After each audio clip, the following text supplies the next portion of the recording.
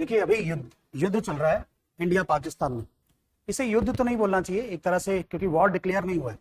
ना इंडिया ने डिक्लेयर किया है ना पाकिस्तान ने डिक्लेयर किया। ऑफिशियली कोई डिक्लेरेशन नहीं है वॉर का, बट फाइट चल रही है इंडिया पाकिस्तान के बीच में।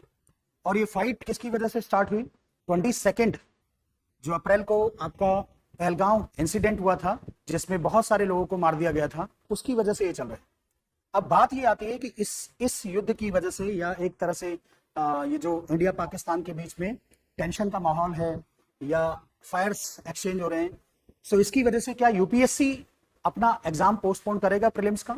देखिए अभी फिलहाल अगर 15 से 20 साल का हम हिस्ट्री देखें यूपीएससी का, तो यूपीएससी ने प्रीलिम्स के एग्जाम को पोस्टपोन किया है सिर्फ एक बार, जब आपका कोरोना था।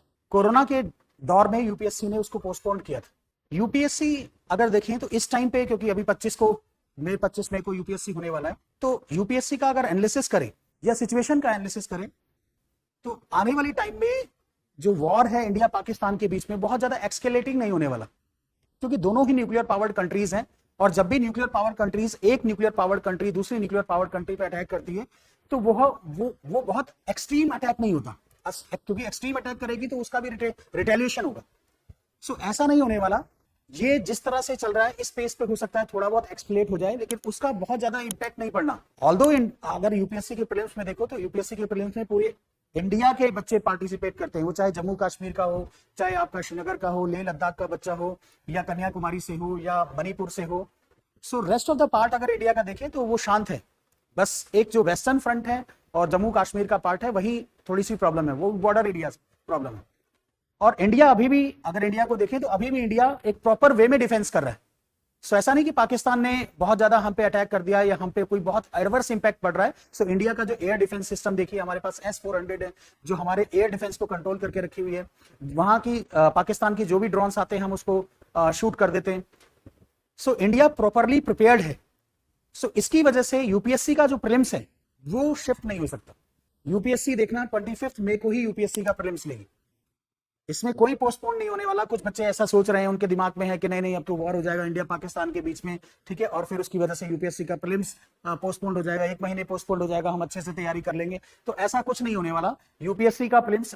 और एक एग्जाम्पल बताता हूं, अभी तो चलो वॉर चल रहा है, अभी आप देखिए ILI इंडियन लॉ इंस्टीट्यूट का एग्जाम हुआ है कल अगर 11 मई को देखें तो इंडियन लॉ इंस्टीट्यूट ने इस टेंशन के माहौल में इंडिया में एग्जाम, क्योंकि वो भी ऑल इंडिया लेवल का होता है, तो उसने भी कंडक्ट करा है। जो एग्जाम है वो सब चल रहे हैं, कोई भी फंक्शनिंग, किसी भी चीज की फंक्शनिंग स्टॉप नहीं हुई है, ठीक है। कुछ एरियाज में ब्लैकआउट है, कुछ एरियाज में वैसा है, जैसे अभी कल क्या था, वैष्णो देवी को ही ब्लैकआउट कर दिया गया है कि ऐसा ना हो पाकिस्तान उसको टारगेट कर दे।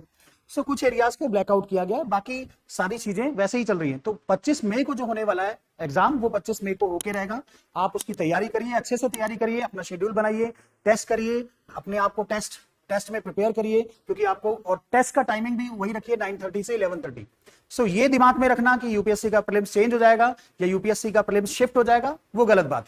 और अगर मान लीजिए इनकेस, चलो मान लेते हैं 1% 0.001% अगर चांसेस है कि यूपीएससी का प्रीलिम्स चेंज हो जाएगा या शिफ्ट हो जाएगा, तो उस केस में भी क्या है, उस केस में भी अगर आप पूरी फुल स्पीड से तैयारी कर रहे हैं तो आपको तो बेनिफिट ही करेगा, ठीक है। आपको ज्यादा दिन मिल जाएंगे, आप एक अच्छे से प्रिपेयर कर चुके होंगे 25 तक। और अगर मान लीजिए शिफ्ट भी हो जाता है, इनकेस, ये तो वर्स्ट केस की बात कर रहा हूं, अगर इनकेस मान लीजिए 25 से आगे शिफ्ट भी हो जाता है प्रीलिम्स, तो आपको एक बार और प्रिपेयर करने का चांस मिल जाएगा। तो आप अपनी प्रिपरेशन को ढीला मत करिए, आप जिस स्पीड से प्रिपेयर कर रहे हैं उसी स्पीड से प्रिपेयर करिए और अच्छे से प्रिपेयर करिए। आप ये मान के चलिए कि 25 मई को ही प्रीलिम्स होने वाला है, ये बिल्कुल सोचना ही नहीं है कि 25 मई के अलावा कभी पोस्टपोन हो जाएगा, ये हो जाएगा। इससे क्या होगा, आपका जो साइकोलॉजी है, आपका जो माइंडसेट है, आपका जो टेम्परामेंट बना हुआ है यूपीएससी के एग्जाम को लेकर, प्रीलिम्स को लेकर, वो टेम्परामेंट क्या हो जाएगा, शिफ्ट हो जाएगा। आप लेथार्जिक हो जाएंगे, चलो ठीक है अभी तो कुछ टाइम मिल गया है।